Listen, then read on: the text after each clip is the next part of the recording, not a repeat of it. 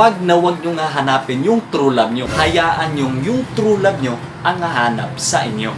Maniwala kayo, darating at darating din yung true love nyo sa tamang panahon, sa tamang oras, sa tamang sitwasyon, and together sa tamang tao. Then, what is up mga ka-istorya? Welcome back sa ating YouTube channel. Kamusta kayong lahat? Magandang araw sa inyong lahat. And salamat sa pagbisita mga ka-istorya. No? And for today's video mga ka-istorya is pag-uusapan natin yung how to determine between true love and love at first sight.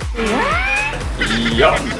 Lalong-lalo na sa mga kabataan o yung tinatawag nating millennial age mga ka-istorya. No?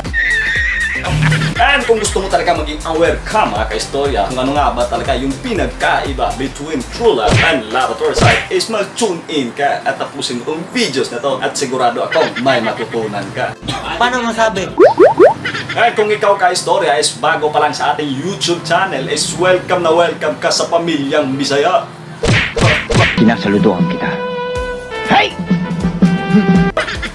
Huwag mo na rin kalimutan mga ka-istorya mag-like, mag-share, mag-comment, and subscribe sa ating YouTube channel. Ay hit mo rin yung notification bell button para updated ka sa mga future videos na i-upload natin.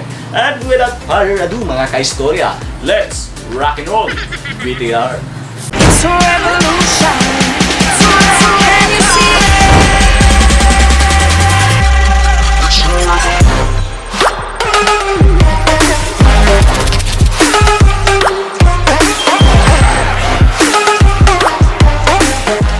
And ito na nga yun mga ka-istorya, no, bago po ang lahat is disclaimer po muna.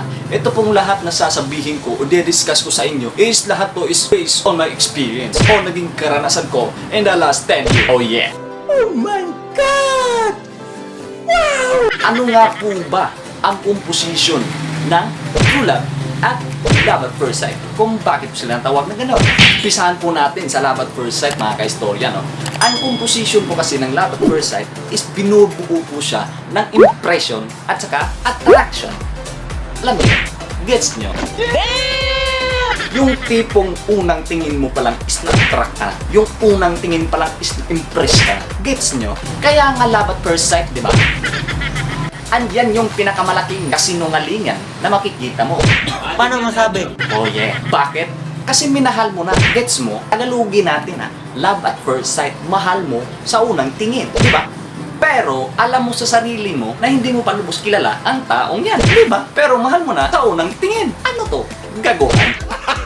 Gago! Nag-gets nyo yun mga ka-istorya? Kung hindi nyo nag-gets, problema nyo na yun. Ulit-ulitin ko pa ba? Anyways, bibigyan ko kayo ng example mga ka-istorya. Namamasyal ka sa mall, tapos bigla kang may nakitang damit. Yung tipong ang daming damit na nakapaligid, tapos dyan ka na-attract. Attraction. Bakit ka ba na-attract?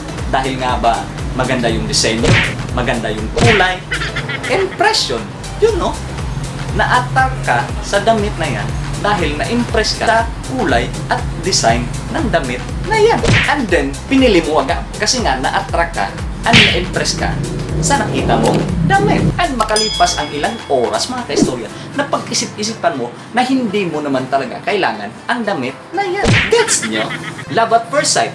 Nabighani ka sa damit sa unang tingin na hindi mo iniisip, na hindi mo naman talaga kailangan ang damit na yon. In the end, ikaw lang yung nasaktan. Kasi napagastos ka sa bagay na hindi mo naman talaga kailangan. Love at first sight. And siguro naman mga ka-istorya is magigets nyo yan pag nirelate natin yan sa relationship na meron ngayon sa millennials. Habang ang true love naman mga ka-istorya is kinukompose po siya ng mutual understanding at friendship ng dalawang tao.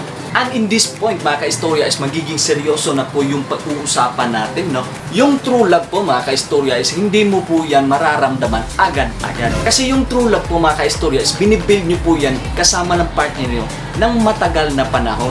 And along the way mga ka-istorya is dyan yung mabibuild together ng partner nyo yung trust sa isa't isa, yung pagkilala sa isa't isa, inaalam nyo kung ano yung strength and weaknesses ng isa't isa, and kung ano yung ayaw at gusto ng isa't isa, at yung acceptance nyo sa isa't isa, yung na-accept ng partner mo yung pagkakamaling nagawa mo in the past. And pang-apat, yung pinaka-importante sa lahat is yung acceptance ng family nyo.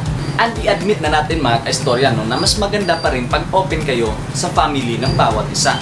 And yun na nga yun mga kaistorya no, pag na-build nyo na together ng partner nyo, yung trust sa isa't isa, yung pagkilala sa isa't isa, at yung pagtanggap sa kamalian ng isa't isa, at especially yung pang-apat, yung acceptance ng family nyo sa isa't isa, is dyan yun na masasabi na yung partner nyo ngayon is yan na yung true love nyo. In the end of the day mga kaistorya is yung pinagsasabi ko ngayon is magiging guide nyo lang. And kayo rin yung handle ng mga problema at sitwasyon nyo sa kung anong merong relasyon kayo ngayon.